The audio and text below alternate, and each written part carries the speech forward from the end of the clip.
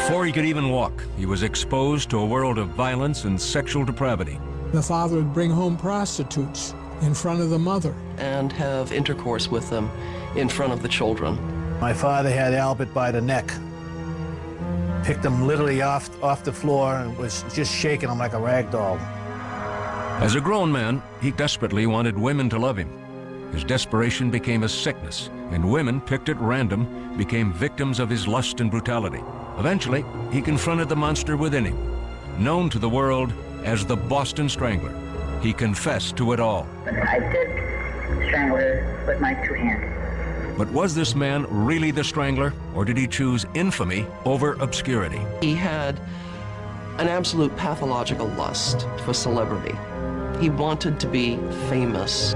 He looked in the mirror every morning and said, "Who can I lie to today?" I mean, that was Albert DeSalvo.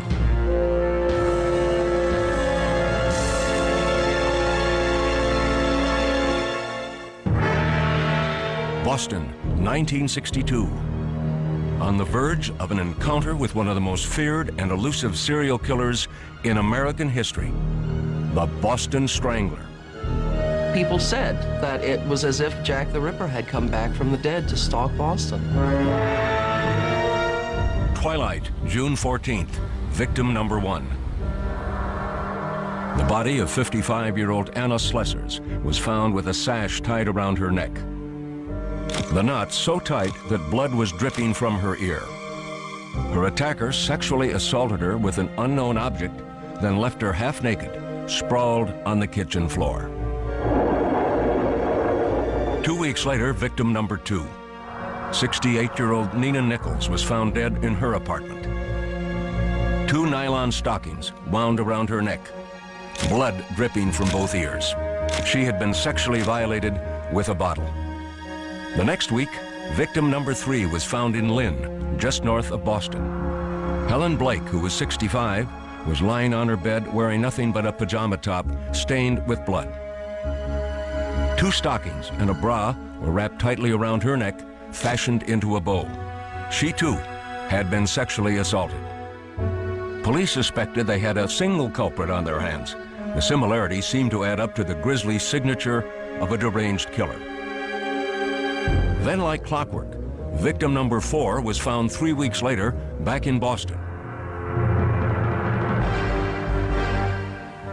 This time, the killer posed the naked body of 75-year-old Ida Erga, with her legs spread wide, straddling 2 chairs, exposed to whoever opened the apartment door. Once again, the cause of death was strangulation. The Boston Strangler had now pulled off more than a string of murders. He had paralyzed a city with fear. News reports said a madman was on the loose. Within 24 hours of the last murder, another elderly woman's body was found with her head submerged in a tub of water. Victim number 5. 67-year-old Jane Sullivan had 2 stockings twisted around her neck. Then there was an eerie reprieve. For the next 3 months, there were no more stranglings until December 5th, 1962. Victim number 6. Sophie Clark was found gagged and strangled in her apartment near Boston University. Her roommate discovered the body. She just didn't move, and I was really panicked and shocked, and I called out her name, and I said, "Oh, God." And I just stood there for about a second. I thought, well, what was I going to tell her mother? They thought they had a serial killer up until the Sophie Clark murder. At that point, they had to stop and think whether it could be the same individual, because certain things were different. All of the other victims were older and white. Sophie was young, and she was black. At this point, sheer panic enveloped Boston. No woman was safe. Old, young, black, white, anyone could be a target. Boston's Phantom Strangler was grabbing headlines fast. Newspapers churned out fear with each edition, and people looked for any way to protect themselves. Every morning, the pound would be empty because the dogs would have been seized by citizens. There has been a tremendous demand for animals of all sizes, both large and small, since the strangulations began. There was a run on locks. After each one of these stranglings, we get quite a spirit for all types of locks, mainly these chain locks. Avon salesmen and Fuller brushmen were brusquely driven away. The whole town was locked up. But all the security precautions failed to prevent another murder. By the end of 1962, the Strangler claimed his 7th victim. Patricia Bissett, just 23 years old, was found strangled on New Year's Eve. At this point, police were baffled. At each crime scene, there was no sign of forced entry, no robbery, no apparent motive. We don't feel that the person or persons responsible for one or more of these crimes is necessarily 100% psychotic. We feel that the person may be normal in many ways. We feel that they will tell someone about it. We would like to hear from that person or persons before harm comes to someone else. But harm did come. During the next year, 3 more women died at the hands of the Strangler, including 23-year-old Joanne Graff, raped, then strangled. The same day, America mourned the death of President Kennedy.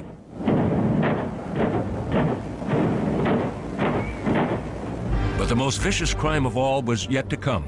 Victim number 11, Mary Sullivan, just shy of her 20th birthday, was found in her Boston apartment on January 4th, 1964. The killer had strangled her and shoved a broom handle inside her. Propped against her foot was a greeting card proclaiming Happy New Year.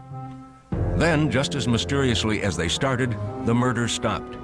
The police had exhausted every lead, but had no concrete evidence. So, the state of Massachusetts created the Strangler Bureau, a multi-agency task force with one goal in mind: find the Strangler. This office is concerned. The Attorney General, Edward Brooke, was under a lot of pressure to step in and correlate the various investigations in Greater Boston. As far as I'm concerned, it was one of the most extensive searches and investigations that we ever had. Since June 1962, we've interrogated or interviewed over 5,000 people. We've screened over 2,500 sex offenders who have been released from mental hospitals and jails and institutions.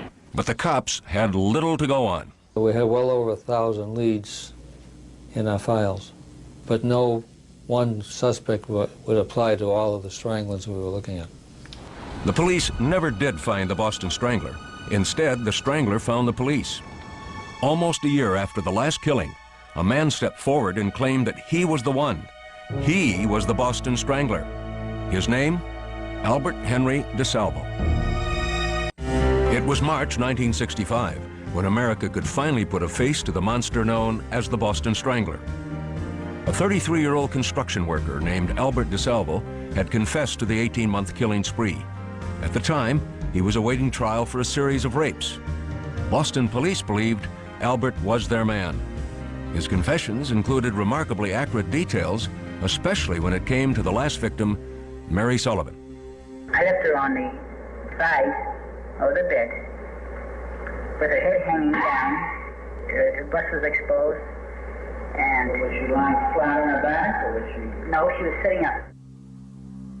I spent time in all the Boston cases and most of the outside cases, and his description is better than what I could give at that time. Police and reporters began unraveling the troubled life of Albert DeSalvo. It had begun during the Great Depression in Chelsea, the poorest town in all of Massachusetts. Albert DeSalvo was born in Chelsea in September of 1931. He was the third of 6 children of Charlotte and Frank DeSalvo. His childhood was miserable. Frank was a monster of abuse to his wife and to his children. He once broke Charlotte's fingers by serially snapping them as if they were dry twigs. Frank DeSalvo would bring home prostitutes and have intercourse with them in front of the children. One of the things that stands out would be probably when I was 4 or 5 years old, is my mother and my father having a fight. And at some point, my mother got knocked down, and my father had Albert by the neck, picked him literally off the floor and was just shaking him like a rag doll. Soon after that incident, Charlotte and Frank divorced. The family never saw Frank again. By the time Albert was 12, he was working odd jobs after school. He delivered flowers and shined shoes to make some pocket money. Most of all, he tried to make life easier on his sisters and brothers. If we were sitting there, he'd say, "You want a Coke?" And then he'd know, looking at me, he'd know right away, the Coke isn't enough. You want a sandwich, a hot dog, you want a cake? Before he was 13, Albert had a police record. Albert had his first brush with the law in 1943.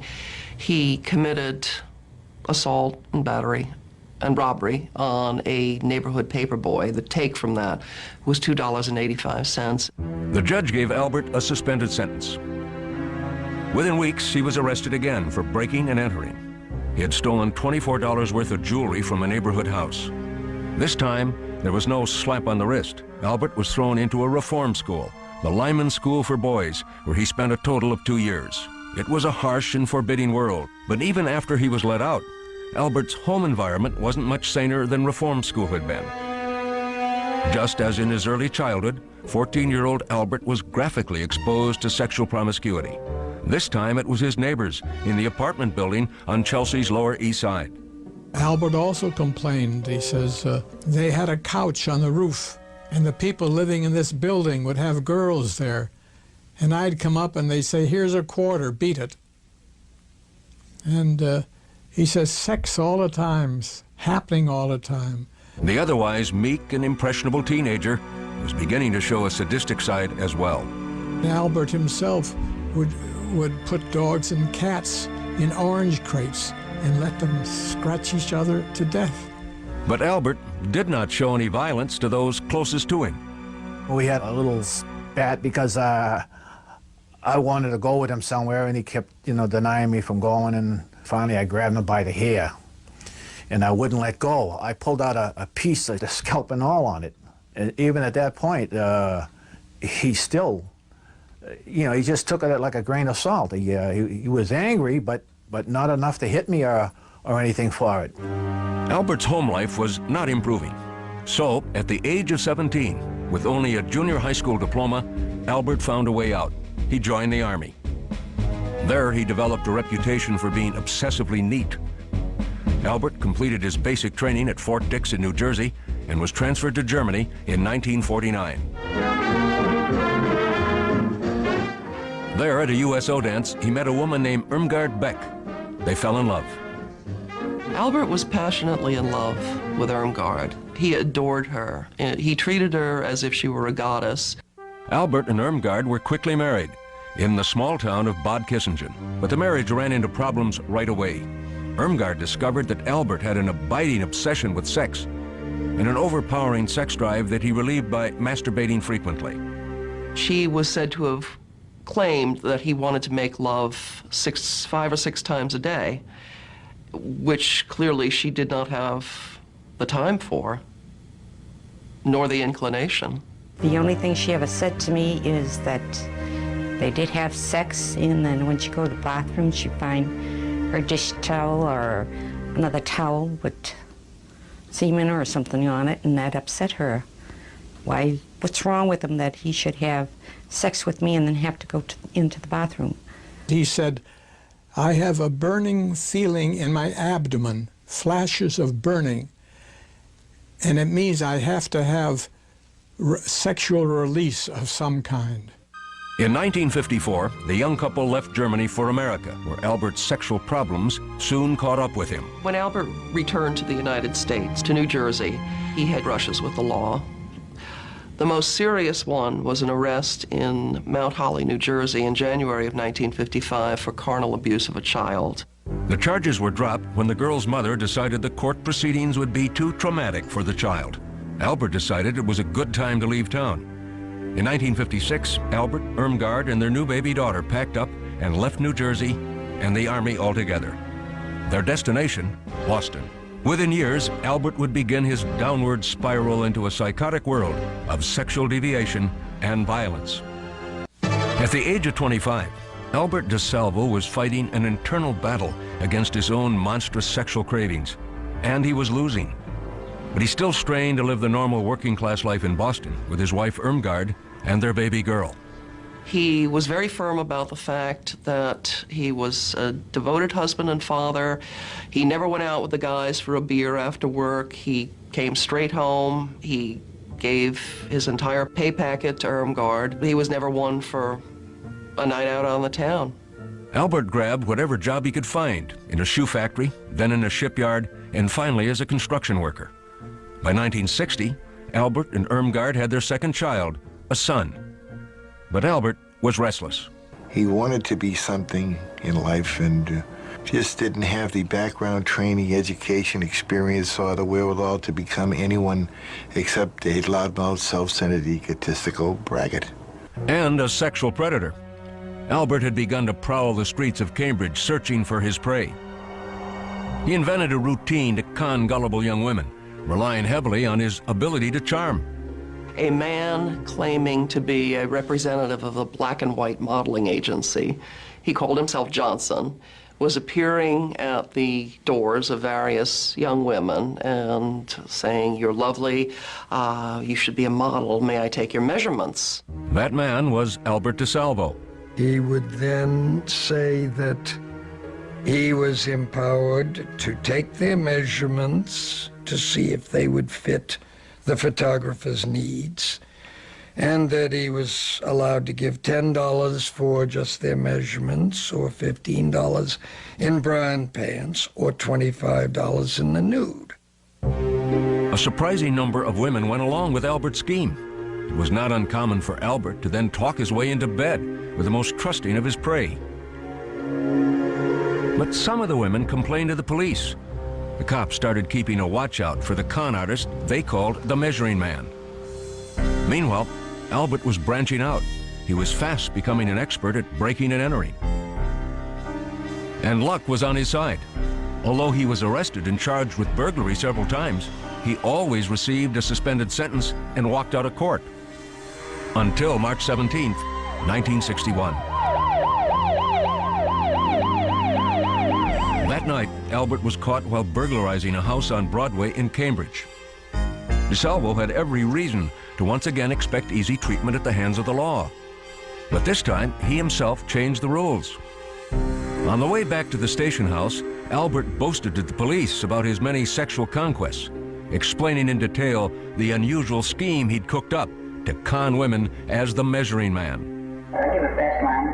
I said, well, if you give me your measurements now, I'll cut them strip right down naked. And I told her, if you really want to make out, I said, I'll come down myself first thing this afternoon, and I'll take care of you. I'll make sure that you get first prize. The police were delighted with Albert's unsolicited confession. They arrested him for the Measuring Man assaults, and they threw the book at him, charging him with breaking and entering, assault and battery, and lewdness. But the judge softened the blow. He dropped the charge of lewdness and allowed DeSalvo to plead guilty only to the burglary and assault charges, an act of leniency that would have serious consequences later. To Albert, it didn't seem lenient at all. For the first time in his life, Albert had to go to prison, the Billerica House of Corrections.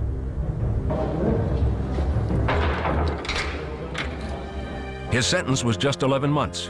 In April 1962, Albert was once again a free man. It was 2 months later that the first victim of the Boston Strangler, Anna Slessors, was found dead. For the next 18 months, the Strangler's string of grisly murders terrorized Boston and the whole nation. But the police never suspected Albert DeSalvo. Because the judge had not charged him with sexual offenses for the Measuring Man crimes, Albert's name did not come up when the Strangler Task Force combed the police files for suspects. In fact, DeSalvo might never have been connected to the Boston stranglings at all if it hadn't been for his insatiable sexual appetite. In May of 1964, 5 months after the last known Boston strangling, Albert began a series of rapes in Massachusetts. These crimes would earn him yet another nickname, the Green Man. The Green Man scheme was somewhat, well, considerably different from his Measuring Man gig. He got the name Green Man from the fact that he wore a workman's uniform. He would drive somewhere, and the urge would be on him. That's the only way he explained it.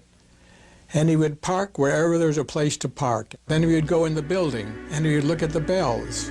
And if there's a name of a woman, he would simply press the bell. He would say, there's a leak, or the superintendent has sent me around to turn off your water so that we can check out the leak in the basement. And of course there would be no leak, but the woman would admit him to the house. He would then bind her and sexually assault her. I don't think it made any difference to Albert who answered. Some were old, some were young. I think his criteria was that a woman answered when he rang the bell. Sometimes he would apologize to his victims. When he would tie them up, he would spread eagle them on a bed, and then he'd kiss them about the body and then do other things. 4 victims of the Green Man went to the police. And even though DeSalvo was not recorded as a sex offender, one cop with a good memory remembered that as the measuring man, Albert had been accused of sex crimes. The police told Albert to come in for questioning. Instead, Albert fled to his brother's house.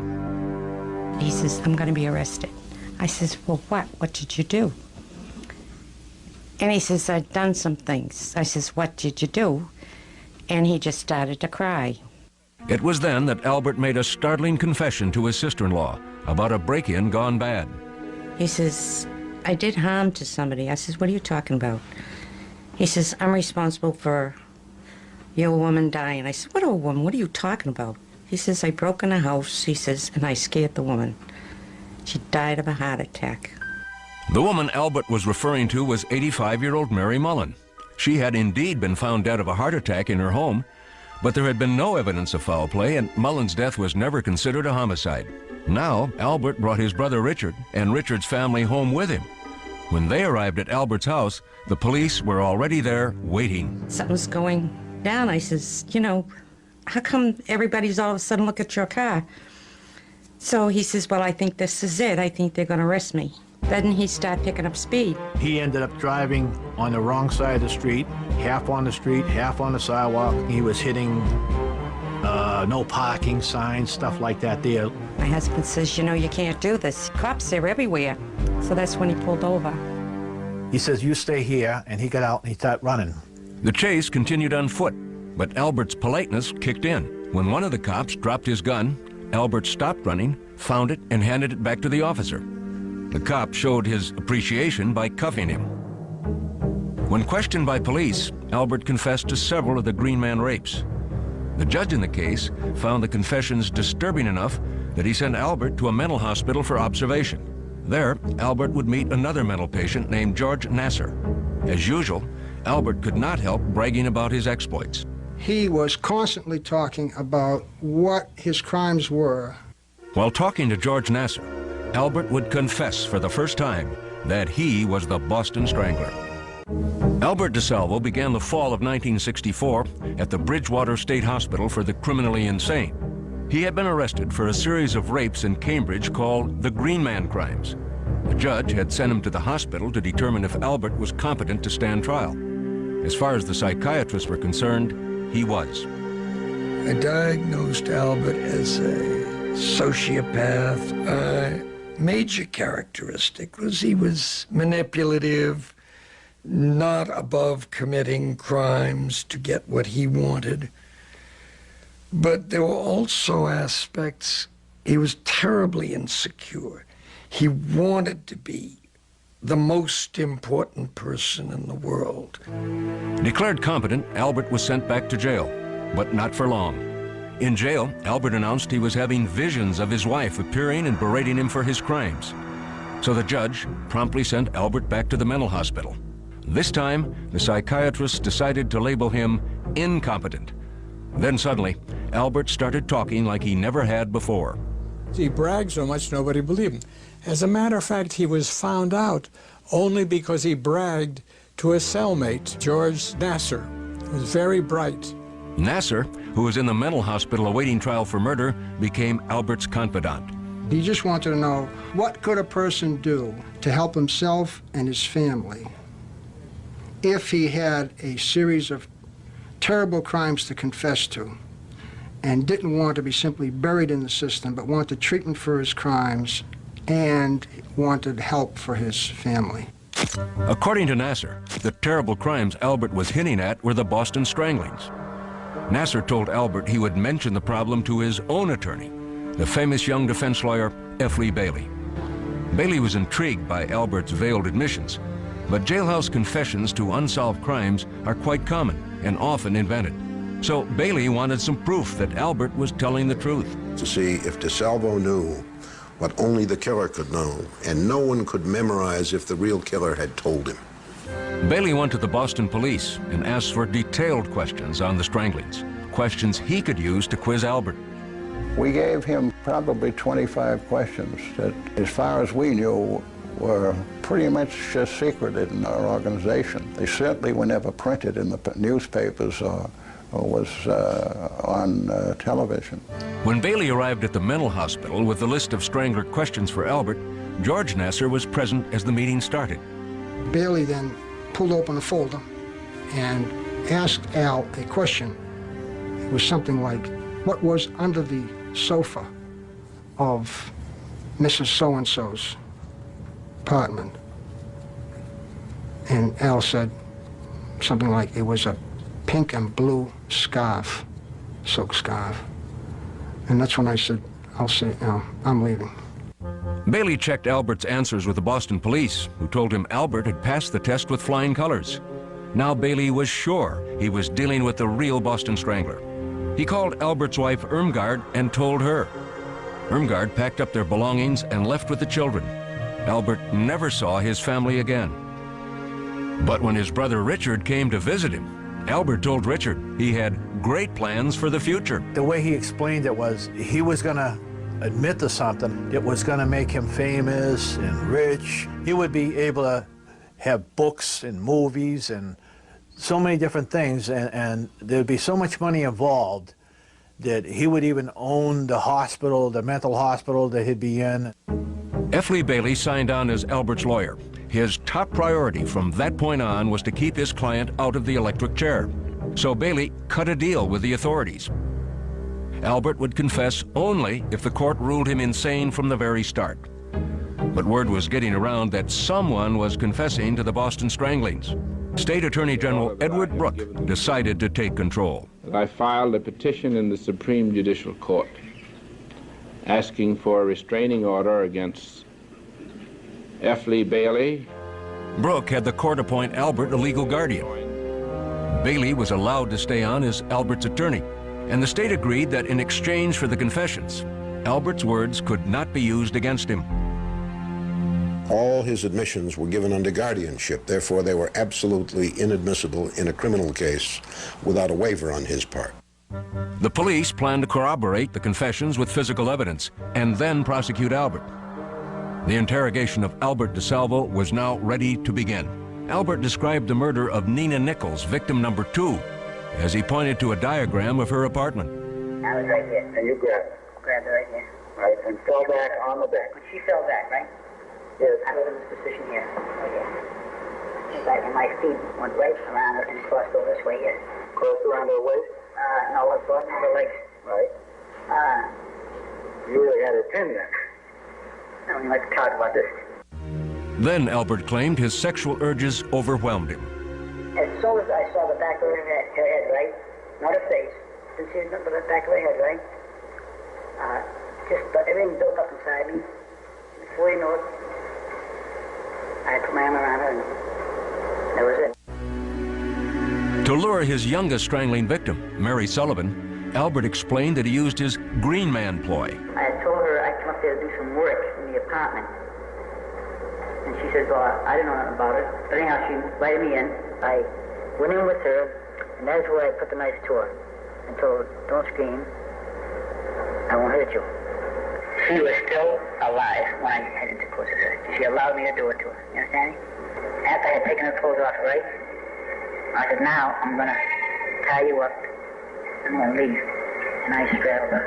So that her hands, I was sitting on, really. Because she was really fighting viciously, trying to get up, for life.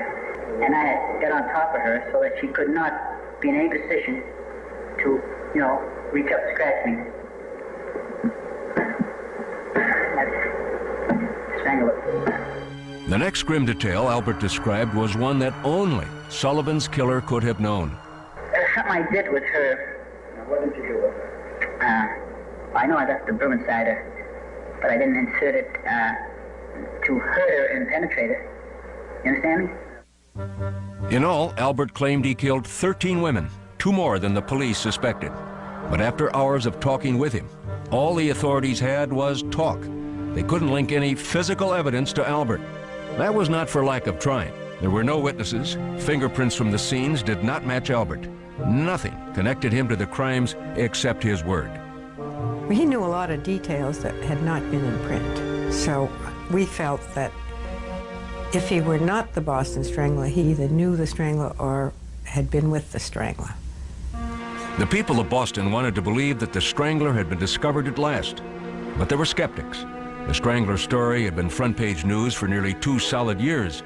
Albert could surely have studied the crimes from the news coverage. It is very interesting to me that Albert's confession reproduces the misinformation that appeared in the newspapers.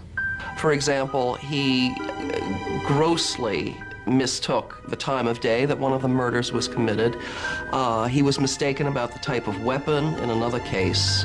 The police had agreed not to use DeSalvo's confessions as evidence against him, and they'd been unable to corroborate Albert's admissions with physical evidence. That meant that Albert was never actually charged with the Boston stranglings and never stood trial for them. Instead, he was tried only for rapes he committed as the Green Man. Of course, considering his confessions, most people, including journalists, considered the Strangler mystery solved. To this day, everyone who read those papers believed that Albert DeSalvo was the Boston Strangler.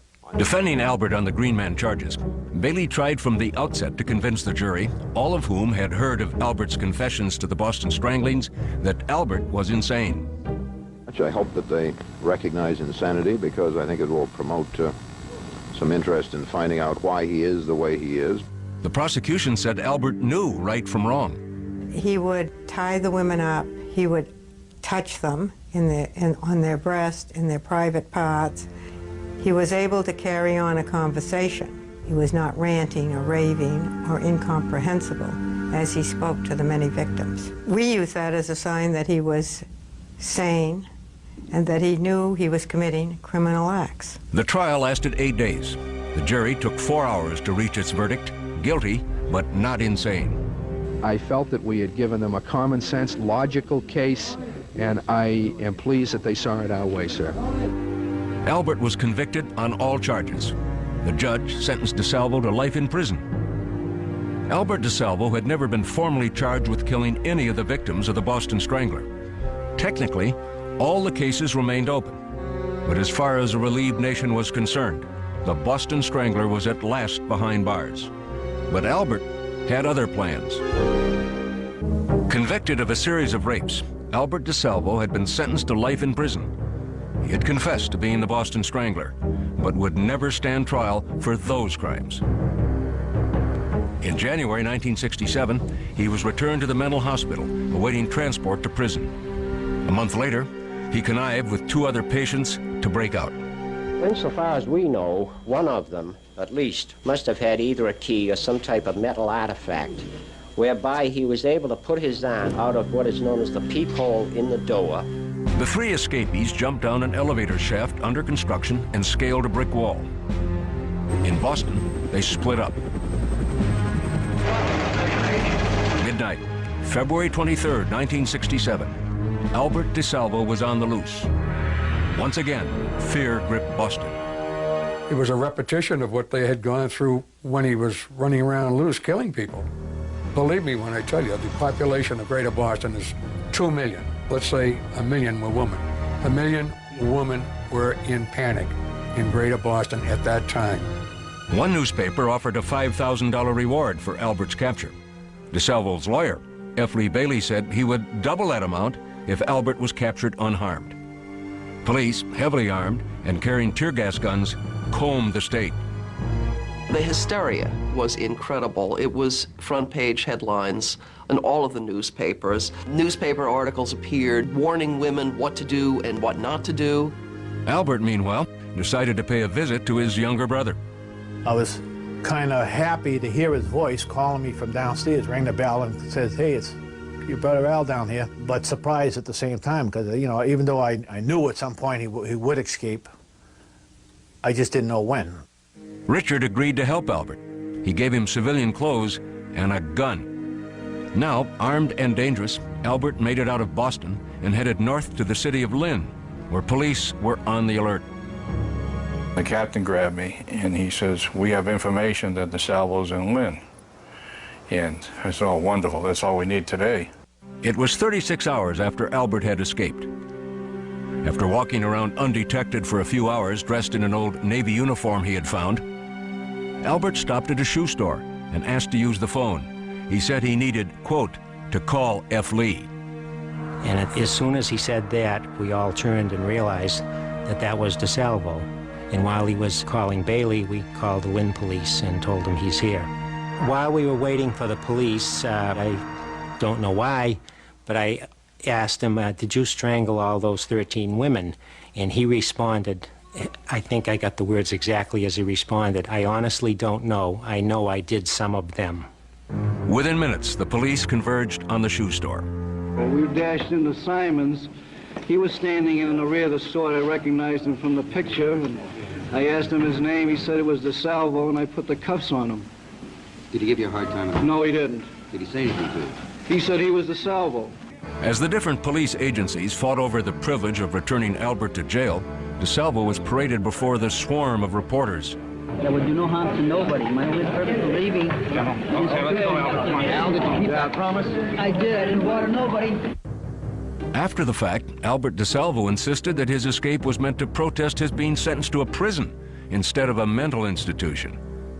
Albert has had a single-minded and often articulated desire ever since he got in the place, and he initially retained me for the purpose of getting him to an institution where there were doctors. It was that simple. After his capture, Albert was promptly shipped to the place he had tried desperately to avoid, Massachusetts' toughest penitentiary, Walpole. There, he was reunited with George Nasser, who was serving a life term for murder. The two hatched a deal they hoped would bring them money and fame. My agreement with Al was simply this. If you promise me that you will confess to the crimes, not lie, confess to the crimes that you say you committed, and you will follow through with the program of psychiatric treatment and of assisting your family and of publishing a book concerning your crimes and concerning your treatment, I'll help you. It's a contract. Nasser began helping DeSalvo draft his book, and he rarely left Albert's side. Nasser was always there, and even though we asked him a couple of times, what does he have to be here? I mean, this is family, you know? He says, well, he's only going to advise. I says, he's sitting there doing nothing. Albert decided to cash in on his infamy with a sideline business. In the prison crafts room, he began assembling women's jewelry. His specialty was chokers. But Albert also had serious problems to face. He was a walking target for the other inmates. And they were all going to get him, you know. Could have been my sister, could have been my mother, could have been... They all wanted to be heroes. I can get the Boston Strangler and I go up another couple of notches. They would affect the vengeance that the society felt was his due. They were saying, hey, you killed 13 women, some of whom were mothers, and you're going around bragging about it and finding that funny and talking about making chokers for women and laughing and giggling about this. It wasn't long before prison life took its toll on Albert.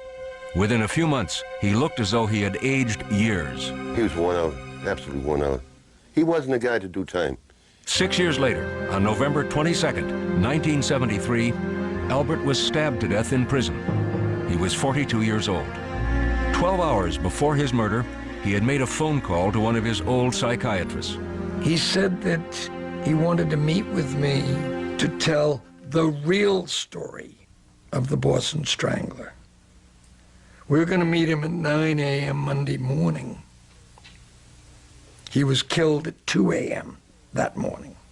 My belief was that he was going to say how he got into this here, that he wasn't the Boston Strangler, who put him up to it, and name names.